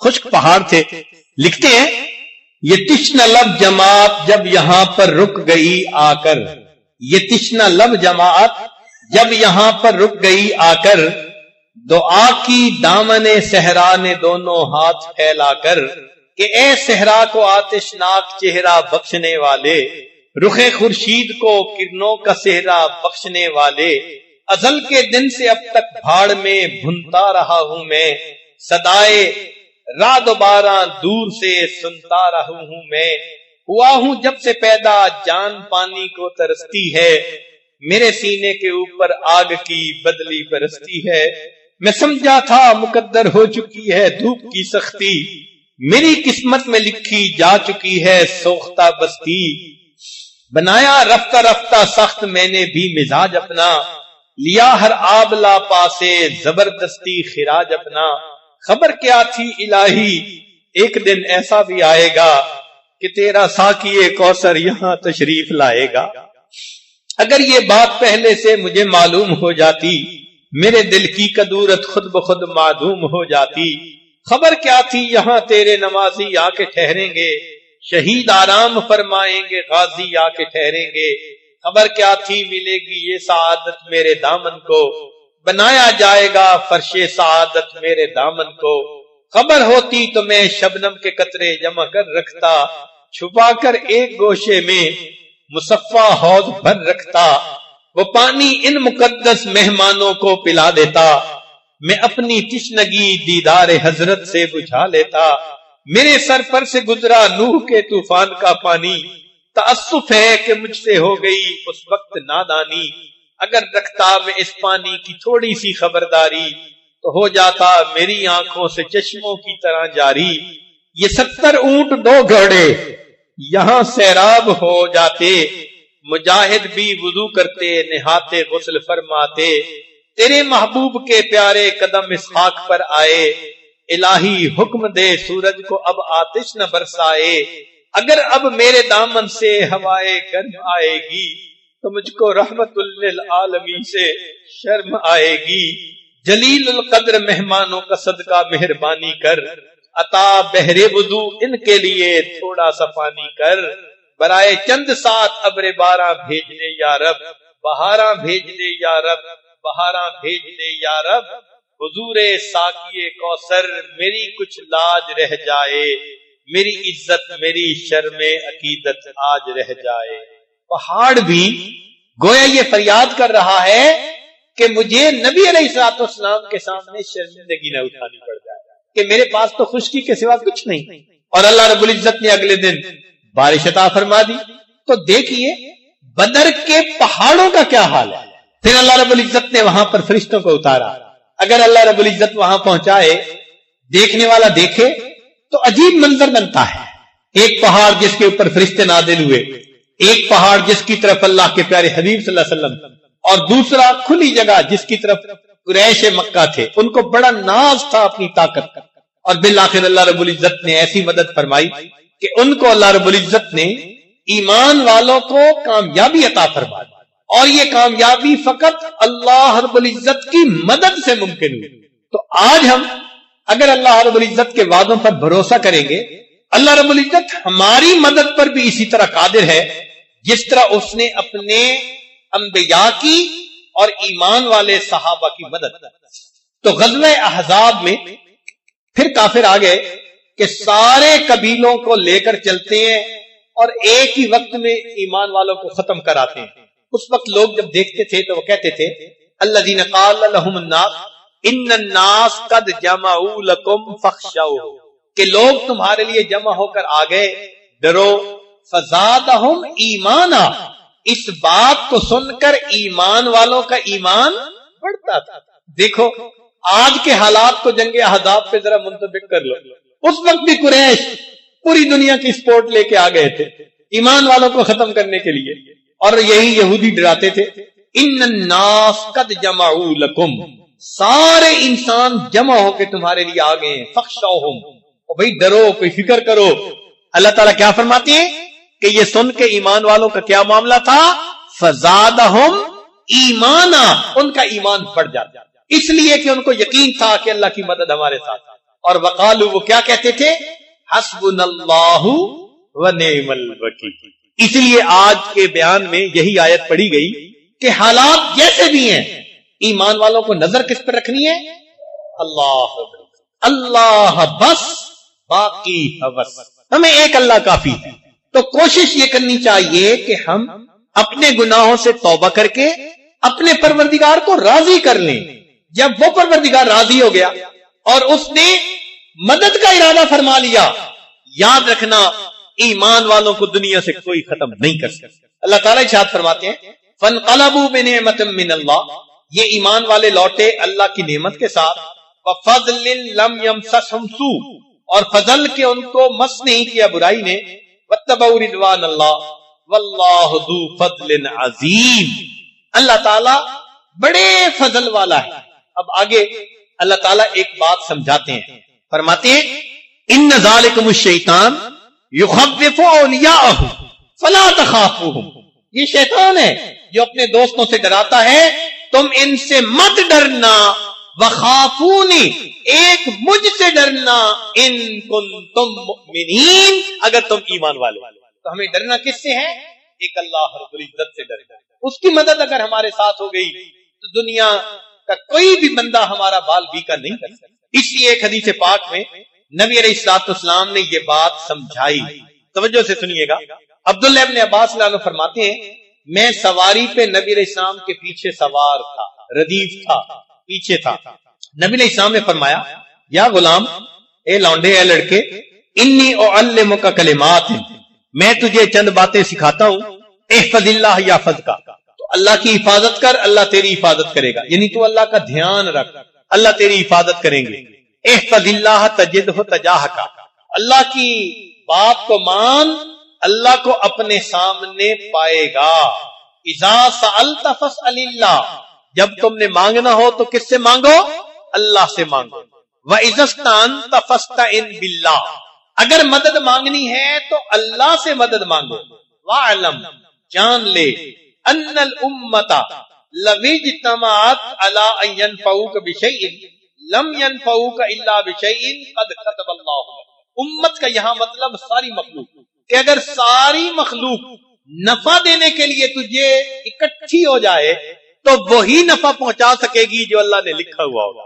وَلَوِ اجْتَمَعُوا عَلَىٰ أَن يَضُرُّوكَ بِشَيْءٍ، اور اگر ساری دنیا جمع ہو جائے تمہیں نقصان پہنچانے کے لیے، لم يضروك الا بشيء كتب الله عليه، نہیں تمہیں ضرر پہنچا سکتی مگر وہی جو اللہ نے لکھ دیا. رفعت الاقلام، قلم اٹھا لی گئی. وجفت الصحف، اور صحیفے کی سیاہی خشک ہو چکی، لکھنا تھا جو اللہ نے لکھا جا چکا. لہذا اب پوری دنیا تمہیں نہ نفع دے سکتی ہے نہ نقصان دے سکتی ہے. اگر کچھ ہو سکتا ہے تو اللہ کی مشیت کے ساتھ ہو سکتا ہے. تو ہمیں اگر مدد مانگنی ہے تو کس سے؟ اپنے پروردگار سے مدد مانگنا. اس لیے حضرت موسیٰ علیہ السلام سے جب قوم نے کہا تھا نا کہ ہمیں تو آپ کے آنے سے پہلے بھی مصیبت تھی اور آپ کے آنے کے بعد بھی، اوذینا من قبل ان تأتینا ومن بعد ما جئتنا، تو حضرت موسیٰ علیہ السلام نے اس کے جواب میں کیا کہا تھا؟ قال موسیٰ لقومہ، موسیٰ علیہ السلام نے اس قوم کو یہ فرمایا استعینوا باللہ واصبروا، اللہ سے مدد مانگو اور صبر اختیار کرو. دو باتیں کہی جا رہی ہیں، مدد کس سے مانگو اور دوسری بات کیا کرو؟ سبحان اللہ. استعینوا باللہ واصبروا، چنانچہ جب قوم نے صبر کیا، اللہ سے مدد مانگی، اللہ نے مدد کر. ہمیں بھی یہی حکم دیا گیا. قرآن عظیم الشان اللہ تعالیٰ ارشاد فرماتے ہیں وَاسْتَعِینُوا بِالصَّبْرِ وَالصَّلَاةِ، مدد مانگو صبر کے ساتھ اور نماز کے ساتھ. سبحان اللہ. ہمیں بتایا جا رہا ہے کہ اللہ کی مدد مانگنے کا طریقہ کیا ہے. صبر کرو، اپنے اندر صبر و ضبط پیدا کرو، پہلی بات. اور دوسری بات کہ نماز کے ذریعے مدد مانگو. سبحان اللہ. اللہ کے پیارے حبیب صلی اللہ علیہ وسلم امت کے لیے 23 سال روتے رہے. کوئی ماں کبھی بچے کے لیے 23 سال نہیں روئی، کوئی باپ بیٹے کے لیے 23 سال نہیں رویا ہوگا. میرے آقا صلی اللہ علیہ وسلم امت کے لیے 23 سال روتے رہے. 23 سال رونے کے بعد اللہ کے حبیب صلی اللہ علیہ وسلم امت کو بے یار و مددگار چھوڑ کے نہیں چلے گئے، بلکہ اس امت کو نماز کے ذریعے اللہ سے مانگنے کا طریقہ سکھا کر گئے. اگر میرے جانے کے بعد تم پر کوئی وقت آ جائے گا تو تم اس وقت نماز کے ذریعے اپنے رب سے مانگنا. جب کسی دفتر سے کام کروانا ہوتا ہے نا تو اپلیکیشن بھرنی پڑتی ہے. حج پہ جانے اپلیکیشن بھرو، ویزا لینے اپلیکیشن بھرو، اللہ سے مدد مانگنی ہے اپلیکیشن بھرو. اس اپلیکیشن کا نام نماز ہے. لہذا ہمارے اسلاف کا یہ طریقہ تھا، جب کسی پر کوئی مصیبت آتی تھی وضو کر کے 2 رکعت نفل پڑھا کرتے تھے، اللہ سے دعا مانگنا. یہ 2 رکعت نفل پڑھ کے اللہ سے دعا مانگنا یہ طریقہ ہے. کاش کہ ان حالات میں ہم اس کو اپنی زندگی کا ایک حصہ بنا لیں. کوئی رات ہماری تہجد کے چند رکعت کے بغیر نہ گزرے. ہم اللہ سے اٹھ کر مانگیں اپنی مدد عطا کر دیجئے. چنانچہ نماز کے ذریعے اللہ کی مدد اترتی ہے. سنیے فتاوی تاتار خانیہ میں لکھا ہے کہ جو شخص فجر کی سنتیں گھر پڑھ کر مسجد میں جاتا ہے، ایک تو فجر کی سنتیں خود سنتیں ہیں، ایک ان کو گھر میں پڑھ کے مسجد میں جانا یہ الگ سنت ہے. تو جو بندہ اس سنت پر عمل کرتا ہے اللہ 3 انعام عطا فرماتا ہے. ایک، اس کے گھر میں جھگڑے ختم ہو جاتے ہیں. اس کے گھر میں جھگڑے آج دیکھو تو میرے خیال ہے 90% سے زیادہ لوگ کہیں گے گھر کی مصیبتیں، اولاد کی نافرمانی، بیوی کی پریشانی، گھر کے تقاضے پورے نہیں ہوتے، میاں بیوی کے درمیان نہیں بنتی. تو فرمایا جو فجر کی سنتیں گھر میں پڑھ کر مسجد میں جائے گا اللہ تعالیٰ 3 انعام دیتے ہیں. پہلا انعام کہ اس بندے کے گھر کے جھگڑے اللہ ختم فرما دیتے ہیں. دوسرا، اس بندے کے رزق میں اللہ کشادگی عطا فرما دیتے ہیں. یعنی جاب کے اور بزنس کے بھی مسئلے ختم، کارخانوں کے مسئلے ختم، مارکیٹ کے مسئلے ختم، رزق کی کشادگی، قرضوں کے مسئلے ختم. جو گھر میں سنت پڑھ کر جاتا ہے 3 انعام. گھر کے جھگڑے اللہ ختم فرما دیتے ہیں. نمبر 2، اللہ تعالی رزق میں کشادگی عطا فرماتے ہیں. اور تیسرا انعام، اللہ موت کے وقت ایمان کی حفاظت کے ساتھ دنیا سے جانے کی توفیق. اب دیکھیے اللہ کے حبیب صلی اللہ علیہ وسلم نے کیا کیا پیاری باتیں بتائی ہیں. عمل کرنا تو ہمارے ذمہ ہے. ہم اگر عمل کریں تو یہ نعمتیں ہمیں مل سکتی ہیں. چنانچہ مسلم شریف کی روایت ہے، توجہ فرمائیے. ان ابی درداء رضی اللہ تعالیٰ عنہ، ابو درداء رضی اللہ عنہ روایت کرتے ہیں، یہ حدیث قدسی ہے. حدیث قدسی کا معنی اللہ تعالیٰ فرماتے ہیں یا ابن آدم، اے آدم کے بیٹے، آدم کی اولاد، لا تعجز عن 4 رکعات من اول النہار اکفیک آخرہ. تو دن کے شروع میں یعنی فجر کی 4 رکعت پڑھ لیا کر، اس کی برکت ہوگی. میں سارا دن تیرے کاموں میں تیری مدد کروں. فجر کی نماز کتنے لوگ پڑھتے ہیں؟ آج جمعہ میں جتنے مسلمان مسجد میں آتے ہیں نا، اتنے مسلمان اگر فجر کی نماز میں مسجد میں آنے لگ جائیں، یہ عاجز گمان کرتا ہے اللہ کی مدد اتر آئے. تو فرمایا دن کے شروع میں 4 رکعت پڑھ لیا کر، میں سارا دن تیرے کاموں میں تیری مدد کروں. دیکھو نماز سے اللہ کی مدد کیسے اترتی ہے. یہ نماز عجیب نعمت ہے، بندے کو اللہ سے ملا دیتی ہے، بلکہ بندے کو اللہ کا محبوب بنا دیتی ہے. سنیے ابن سنی نے ام میمونہ رضی اللہ تعالی عنہا سے یہ حدیث روایت کی ہے. فرماتے ہیں اللہ تعالیٰ ارشاد فرماتے ہیں ما تقرب الی العبد بمثل اداء فرائضی، کہ میرا بندہ میرا اتنا تقرب نہیں پا سکتا جتنا کہ فرض ادا کرنے سے تقرب پا سکتا ہے. اس کو کہتے ہیں قرب بالفرائض، یعنی فرائض پر عمل کرنے کی وجہ سے انسان اللہ کے قریب ہو جاتا ہے، اس کے پیارے بندوں میں شامل ہو جاتا ہے. تو جو بندہ فرائض ادا کرے وہ اتنا قریب، اور جو نفل پڑھے تو cherry upon the cake, cake کے اوپر تھوڑی سی کریم رکھتے ہیں نا، میٹھی مزے کی ہوتی ہے، تو وہ نفل اتنے اچھے اللہ کو پیارے لگتے ہیں۔ دستور کی بات ہے کہ جو بندہ ایکسٹرا ٹائم میں اپنے مالک کا کام کرے تو وہ پیارا لگتا ہے۔ گھر کا خادم آتے ہوئے شہد کی بوتل لے آئے، اور جی شہد خالص مل رہا تھا، راستے میں نے کہا میں آپ کے لیے لے آتا ہوں۔ اب ڈیوٹی ٹائم تو نہیں تھا نا، اپنے ٹائم میں اس نے 5 منٹ رک کے شہد خریدا۔ آپ پیسے بھی دیں گے، ساتھ محبت بھی بڑھے گی، اس نے میرا خیال رکھا، ایکسٹرا ٹائم میں کام کیا۔ تو ایکسٹرا ٹائم جو ہوتا ہے نا وہ خوشی کا باعث بنتا ہے۔ یہ نفل ایکسٹرا ٹائم ہے، فرائض نہیں ہے، اس لیے نفل پڑھنے والے سے اللہ بہت خوش ہوتے ہیں۔ چنانچہ فرماتے ہیں وَإِنَّهُ لَيَتَقَرَّبُ إِلَيَّ بِالنَّوَافِلِ حَتَّى أُحِبَّهُ، کہ میرا بندہ نوافل کے ذریعے اتنا میرے قریب ہو جاتا ہے کہ میں اس بندے سے محبت کرنے لگ جاتا ہوں۔ ہمارے دل میں بھی تمنا ہونی چاہیے ہم اللہ کے محبوب بن جائیں، اللہ کے پیارے بندے بن جائیں۔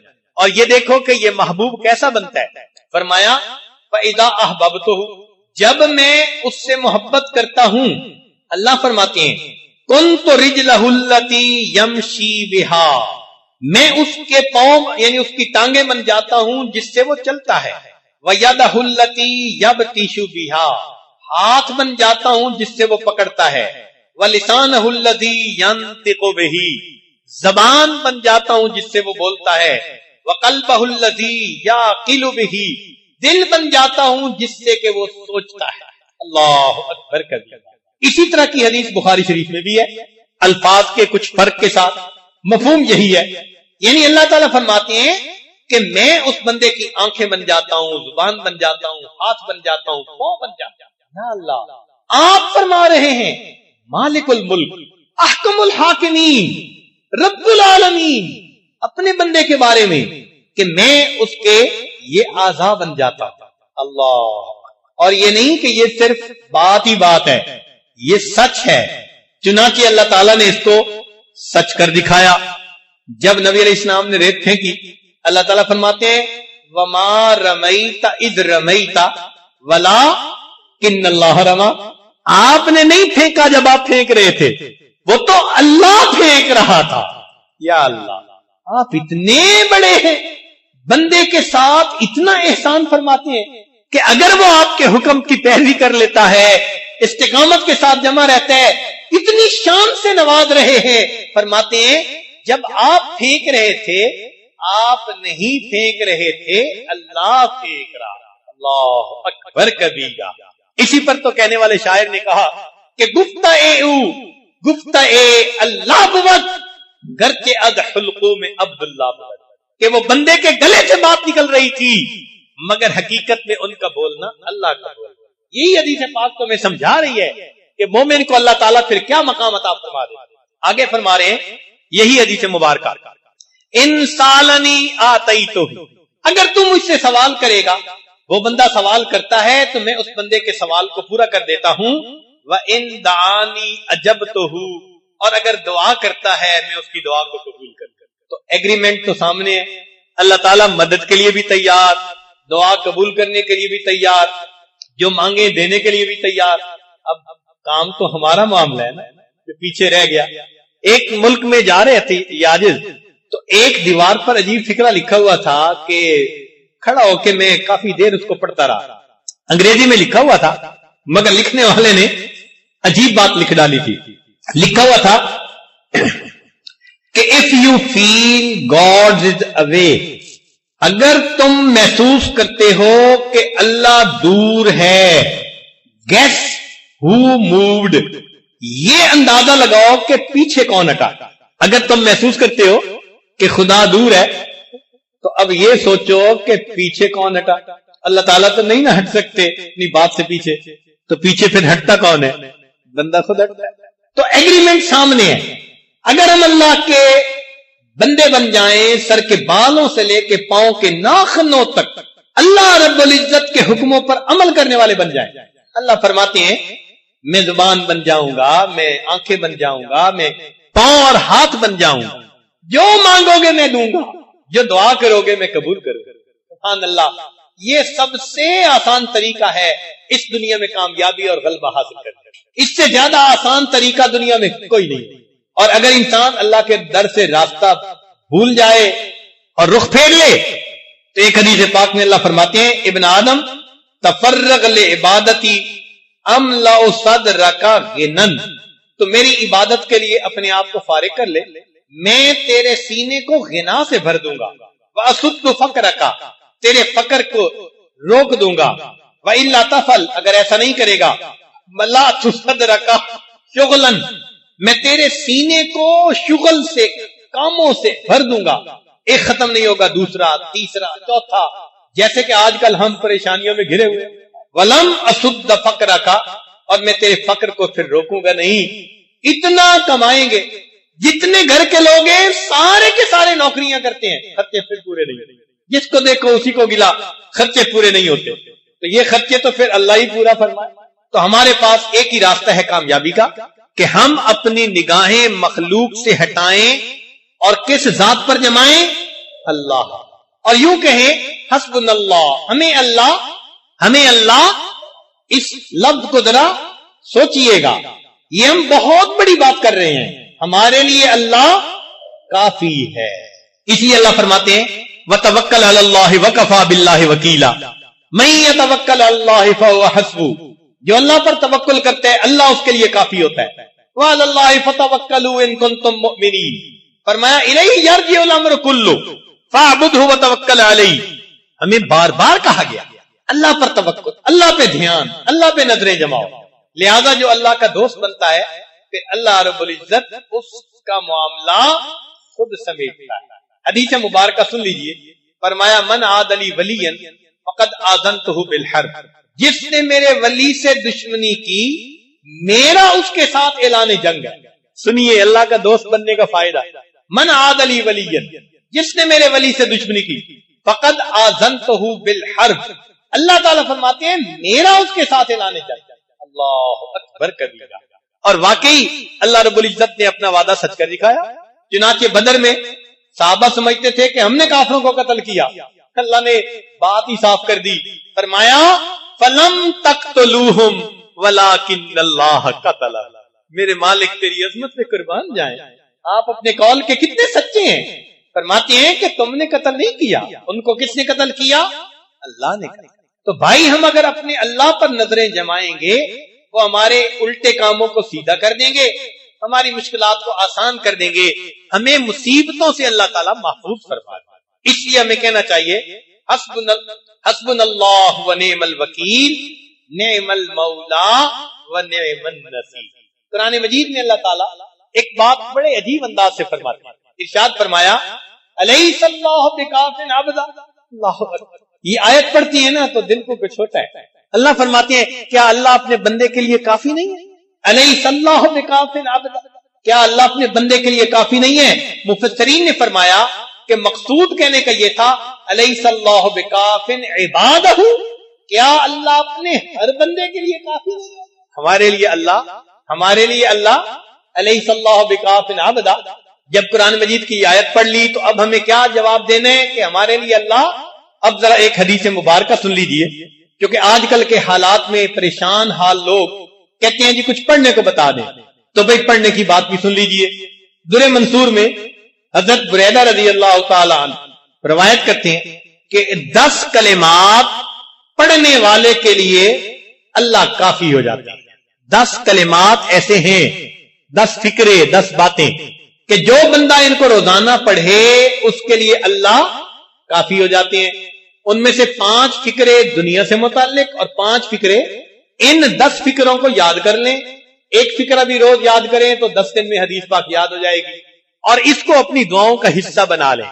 جب آپ اس کو پڑھیں گے تو اللہ تعالیٰ آپ کے کاموں میں آپ کی کفایت فرمائے.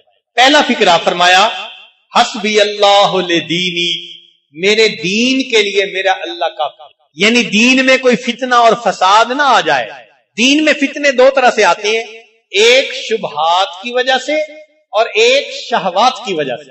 تو اللہ تعالیٰ ہمیں ان دونوں فتنوں سے محفوظ فرمائے، ہمارا دین سلامت رہے. تو پہلا فکرہ حسبی اللہ لدینی.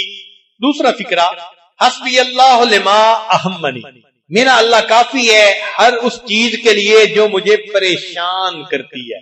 بندہ کرتا ہے، کوئی چیز کرتی ہے، کاروبار کرتی ہے، جو بھی ٹف ٹائم دے رہی ہے، میرا اللہ اس کے لیے کافی. حسبی اللہ لما اہمنی. تیسرا فکرہ، حسبی اللہ لمن بغا علیہ، میرا اللہ کافی ہے ہر اس کے لیے جو مجھ پر سرکشی کرے، چڑھ دوڑے. اگر کوئی ہمارے اوپر چڑھ دوڑنا چاہتا ہے تو اللہ اس کے لیے کافی ہو جائے. حسبی اللہ لمن حسدنی، میرا اللہ کافی ہے ہر اس کے لیے جو مجھ سے حسد کرتا ہے.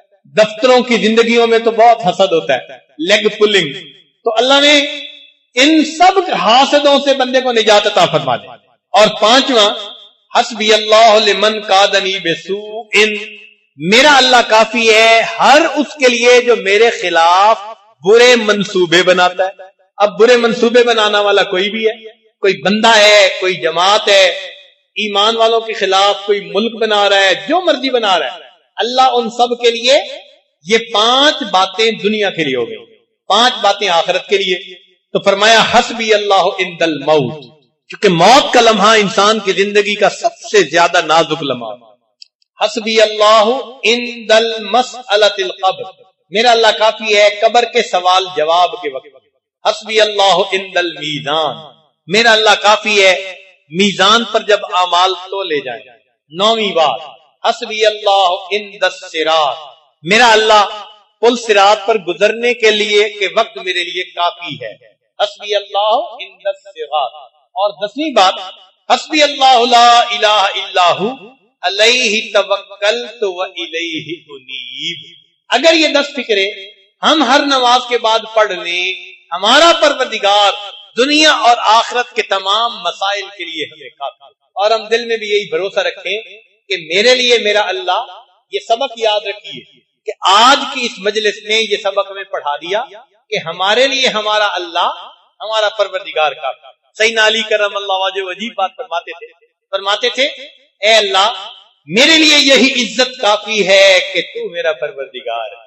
اے اللہ میرے لیے یہی عزت کافی ہے کہ تو میرا پروردگار ہے، اور میرے لیے یہی فخر کافی ہے کہ میں تیرا بندہ. میرے لیے یہی عزت کافی ہے کہ تو میرا پروردگار ہے، اور میرے لیے یہی فخر کافی ہے کہ میں تیرا بندہ. اللہ اکبر. تو ہمیں ہر طرف سے نگاہیں ہٹا کر اپنے رب کے اوپر نگاہیں جما لینی چاہیے. پھر دیکھیں اللہ رب العزت اپنے وعدوں کو کیسے پورا فرماتا ہے. کہنے والے نے کہا لا الہ الا اللہ، لا الہ الا اللہ. جھوٹی دنیا سے منہ موڑ، رب سے اپنا رشتہ جوڑ. جھوٹی دنیا سے منہ موڑ، رب سے اپنا رشتہ جوڑ. کون ہے تیرا اس کے سوا، لا الہ الا اللہ، لا الہ الا اللہ، لا الہ الا اللہ.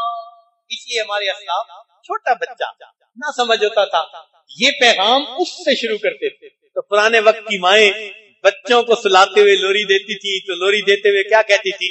حسبی ربی جل اللہ ما فی قلبی غیر اللہ. یہ حسبی ربی یہ بچپن کا پیغام، بچپن کا سبق.